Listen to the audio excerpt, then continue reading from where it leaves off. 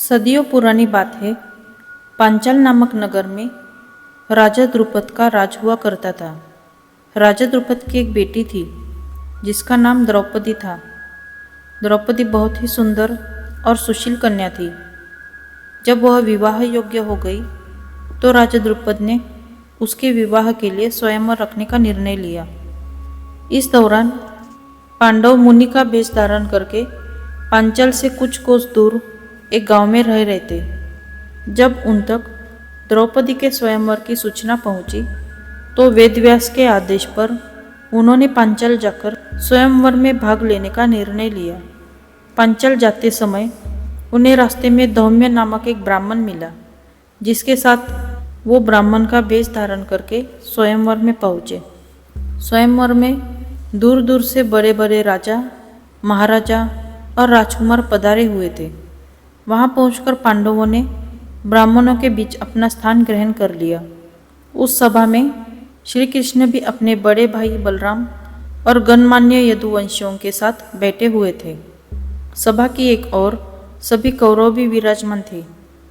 कुछ देर बाद सभा में राजा द्रुपद पधारे और उन्होंने स्वयंवर के लिए पधारे सभी मेहमानों का स्वागत किया। अब सबकी आंखें राजकुमारी द्रौपदी का इंतजार कर रही थी। सब यही सोच रहे थे कि राजकुमारी उन्हीं को अपना पति चुनेगी। कुछ समय बाद सभी का इंतजार खत्म हुआ और राजकुमारी द्रौपदी एक सुंदर सी परी की तरह सभा में पधारी। उन्हें देखकर सभी मंत्रमुग्ध हो गए। राजकुमारी ने सभा के बीच से गुजरते हुए अपने पिता के सिंहासन के समीप अपना स्थान ग्रहण कर लिया। इसके बाद सभी सभागणों को संबोधित करते हुए राजा द्रुपद ने कहा, मैं राजा द्रुपद इस स्वयंवर में आप सभी मेहमानों का स्वागत करता हूँ। मैं इस बात से पूरी तरह परिचित हूँ कि आप सभी यहाँ मेरी पुत्री द्रौपदी से विवाह करने के लिए आए हैं, लेकिन इस स्वयंवर की एक शर्त है। आप सभी को सभा के बीचों बीच एक स्तंभ पर गोल घूमती हुई नकली मछली लटकती दिख रही होगी।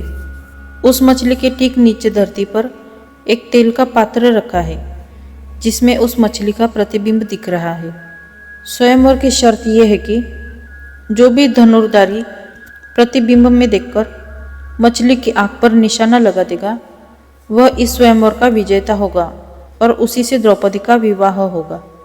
राजा द्रुपद की यह बात सुनकर सभी राजा बारी बारी आकर मछली पर निशाना साधने का प्रयास करने लगे, लेकिन कोई सफल नहीं हो पाया।